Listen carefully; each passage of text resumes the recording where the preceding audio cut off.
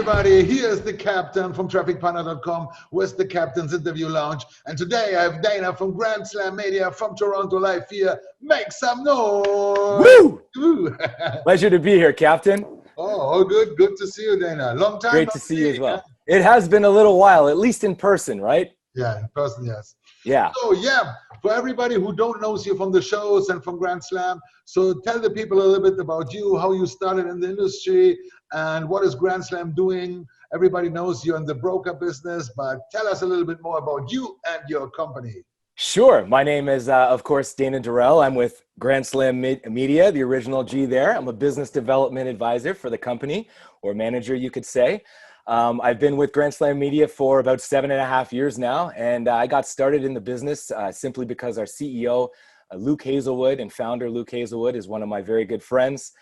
Grew up playing ball together, and after a few years of loosely talking about it, we found ourselves on the golf course nearly 8 years ago. And I guess it was rounding the 11th or 12th hole. Luke looked at me and said, he felt like I had a job that was a bit of a dead end job and I didn't have a lot of growth. He was just being honest at the time, right? A buddy. And he said, when are you going to quit that dead end job and come work with us, Grand Slam Media, and let's do some great things together. And I already had a couple friends and you know, old friends in the business. And so it didn't take much for me to decide to give my 2 weeks notice to my previous employer. And the rest is history. I joined Grand Slam in the summer of 2013. Wow. And it was for sure a great decision to join that great team. I remember the first time we partied together in New Orleans with all the House of Slam stuff. And yep. Yeah, good times. Oh, yeah. Good times. That goes back. That would have been very early in 2014, right? Mob Deep, Too Short. That was a good one. If you're too short, I'm too big. Yeah. Man, yeah, you know, because everybody calls me the traffic captain, so a lot of people come to me and ask about traffic, and you as a traffic broker. So if somebody asks me, I said, yeah, talk to the guys from Adnium, because everybody needs traffic. So explain to people who don't know about this business, and tell them a little bit what is traffic brokering and the both sides of publishers and advertisers, how this works. Sure. You could say that traffic brokering really came to be around the mid-2000s. Before that, there was a lot of CPA work only, direct advertiser to publisher. And then brokers started to get involved, and little by little, what they brought to the table was some real advanced targeting. Of course, there were platforms before us that came out with that, RTB systems, self-serve, but Adnium.com has been around since 2015. It is our latest brokerage model. It's a self-serve platform. Of course, you can get sales reps and all kinds of a human touch as well with it. But essentially, it's a place where advertisers or publishers can plug in, publishers to monetize their traffic on their website, whether that's an adult website or an adult or casual dating platform like yourselves, Captain. And of course, advertisers can come to Adnium.com to find all kinds of inventory, English-speaking geos, our doc traffic, of course, in cooperation with you is some of the very best in the world, among many other geos of interest, the UK and Eastern Europe. So yeah, we bring a lot to the table for people that are looking to buy traffic and get their products, whether that be pills or dating or cams, out there in front of a qualified audience. Yeah, and what I really like is this kind of self-serving, you know, it makes life so easy. And if you're a professional media buyer, you know your campaigns, you can go there anytime, no time difference, and you can control your campaigns by sub-tracking, you can filter by all these devices. So yeah, for everybody who wants to buy traffic, it's definitely a good way to go to a broker who knows his shit well. So it definitely is. Yeah. It definitely is. If I could say, you know, you made a good point there. We see people that come from both sides. A lot of people want that human touch and regular interaction, and they're always messaging you on Skype for, you know, tips on how they can improve their campaigns or whatnot. Well, you do have other people, whether it's because of a language barrier or because they are that experienced in the business that they don't really need a lot of extra contact with the sales rep, that handle the platform totally on a self-serve level. So you're right. It's got a little something for anybody. If you are looking to reach out to us, of course, we're always there for you. Perfect. Yeah, that's always, in our industry, support by your managers, that's always the best, because that's the way how you get the insider stuff. And yeah. Oh, yeah. it's a good mix to have self-service with a human touch. Perfect. That's right. That's right. And then a big thing between Traffic Partner and Grand Slam and Adnium, it's the member area traffic. And I know you work with many other companies on the member area traffic. And I always call it the cream of the cream traffic, because you know there are people, they're already verified, they paid already for something with a credit card. Yep. So tell us a little bit the advantage of member area traffic, how you see it from your side. Yeah. Yeah, 100%. And like you said, there's some fairly obvious advantages. These are people that have shown a tendency to pull their wallets out of their pockets before and pay for services online. And particularly when dating is allowed on dating, you're talking about a pre-qualified audience of viewers and people who have already showed the propensity to sign up for a dating platform. So why wouldn't they sign up to another one if they're looking for a different niche or you know, whatever the case might be? So typically where dating products are allowed on a dating platform, we see them monetize the traffic very well. Alternatively, mail enhancement and pill offers also do extremely well, as well as cams. So there's really a place for everybody in the bidding order. And it really depends, you know, what geo you're after and what platform, because some platforms have slightly different restrictions than others. Of course, we're talking about a little more sensitive audience with people's members area traffic than just an adult website. So there are cases where sometimes dating is allowed, but in many cases you can run dating on dating and it does extremely well. Yeah, it's something people need to learn, that cross-selling, and even if it's in the same vertical, it's not bad for your income, for the revenue. I know that also Traffic Partner many years was like, okay, our member area traffic, we don't give away. But if you see the real numbers, if you do A/B test, you will see that member area traffic to sell, it's a good position to make money, and to buy it, it's a good converting traffic. Well, that's exactly it, right, Captain? If you take a look historically, we've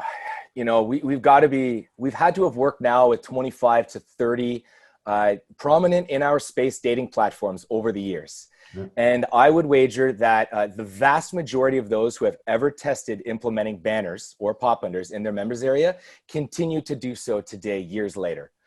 So you see very few cases where people put them up for a test and then take them away. And oftentimes when that is the case, it's because they didn't do the diligent A/B testing, like you said. It's very important in those early months to read the data and make sure that the banners are not affecting your core revenue, which is your memberships, right? And there are different ways that we can implement the ads so that they don't affect the core revenues. So it's very important to test in different respects to make sure that those are taken care of, your memberships first, and then you add this secondary revenue that's like the icing on top of the cake type of thing, right? It's a nice kickback. Yeah. Yeah. Good. So yeah, if you need traffic to sell or to buy, then adnium.com, Grand Slam Media. Dayna is always online. You can reach them out and then get the right traffic to make the click cash. 100%. 100%. So yeah, if we come now, everybody talks about Corona, and in the end, for our business, it's not so affecting. But for us, with the shows, this year's all the shows mostly were canceled. So I want to ask you, which are the 3 shows in the past you always like the most for business and for fun? So tell us your top 3 shows. Okay, if I'm looking at historical shows, I'll always have a soft spot for Phoenix for them. It's no longer with us. It wasn't going to be with us this year. We were hoping that they would do 20 years. They stopped at 19, but that was a fantastic event. Of course, the hotel was ideal. Everyone was very centralized in the middle court there, and it was easy to do business and find people. And not to mention the weather. It was in March when everyone was ready for a break from the winter, if you come from the north. And it was a great break that way. Prague is what I call the best adult show now for a handful of years. You look at the way that Andreas runs that, it's just fantastic. It's well organized. You're talking about upwards of 2,500, 3,000 people in the last couple of years might be around that show at any given time. So again, the business opportunities are plentiful.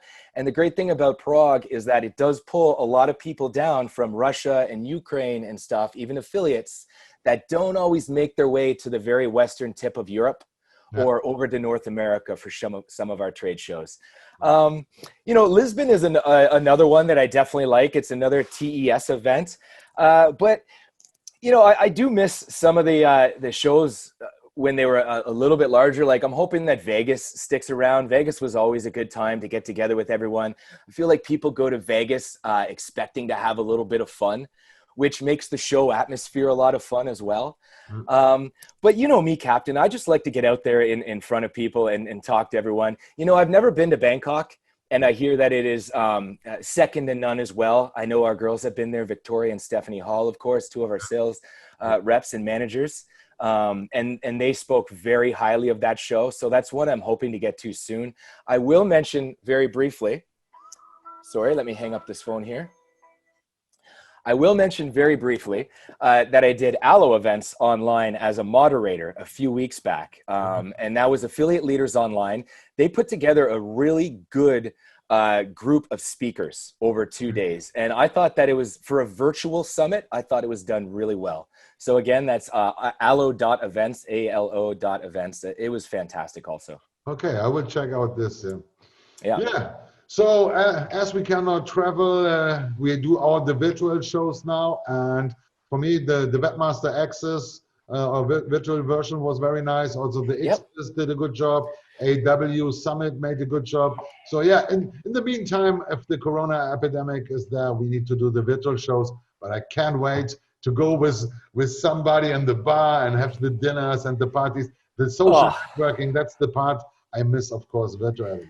Absolutely. And it's about looking across the table or the bar and seeing some other guys that you've spent several hours with. And it's 1 or 2 in the morning on the last night of the trade show. And you look at each other, and it's that experience that you've had, right? That good time that you hold together and you remember. And it's a lot of times the reason why we do business for years to come, right? Those memories that we built together. So we are missing out on those memories.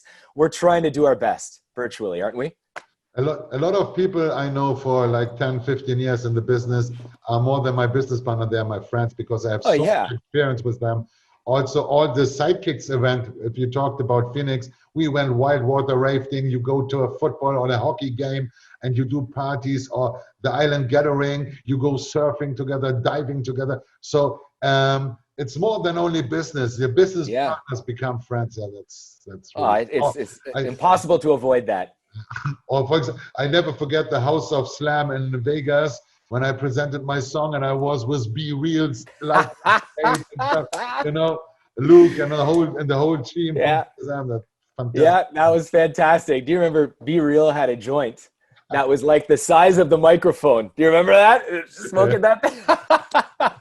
Well, it's insane in the Met brain. That's right. Well, I hope you live close to Toronto, so the situation there is not too bad with the coronavirus. Do you have any restrictions there in your area? Well, 100%. What happened in Canada as opposed to the US, sorry for our friends down south, is that we really tightened restrictions quickly when Corona first came in, in February and March, and it was a prominent scare for the first time. Yeah. So we stemmed it really well, and we brought the numbers way down, which allowed us to open up a lot of things, restaurants and patios and stuff in the summertime. Unfortunately, like a lot of the world, and especially Western Europe right now, to note them, we're starting to see our second wave. And the numbers as of the last few weeks are back up to where they were in April and May. So what we're seeing is the restrictions starting to tighten around us again. They've taken the household numbers. They don't want any more than 6 people inside your household at a time now, unless you live there, of course. And they're even asking that when people visit each other, we wear masks, and they've started to shut down the inside of restaurants again or tighten up restrictions that way. So we are starting to see a phase back to March, April, but it's for the best because we got to get it under control again. We got to bring the numbers down. The worst thing, in my opinion, would be for us to be isolated at home in Canada in January and February when it's very cold and there's already a lack of sunlight. And you want to be able to get out and get together with friends and do things because it's already a hard month to get through February. Right. Then you need to become a bear and do a sleep for Tell Luke to call me in May. Yeah, not a bad idea, Captain. You know, we might have to consider that. Honestly. Well, okay. Thank you very much. It's always a pleasure to talk with you. And now you got your 1-minute elevator pitch. Why I should work with Grand Slam and Adnium. Tell us, the audience. Okay, you should work with Adnium.com because we monetize your adult and members area traffic. We have a lot of it for affiliates and media buyers. The best doc traffic, the best UK traffic, and English-speaking members area traffic, not to mention the most diverse range of sources in members area that you can find in the adult and casual dating space. So sign up to Adnium.com, get in touch with myself or any one of our sales reps. We'll be happy to show you around the system, and let's make money together. Yeah. Click, click, cash. Click, click, cash, baby. Yeah. Okay. Thank you for this interview. I hope I see you soon. And for the audience, Likewise. You saw the Captain's Interview Lounge powered by TrafficPartner.com.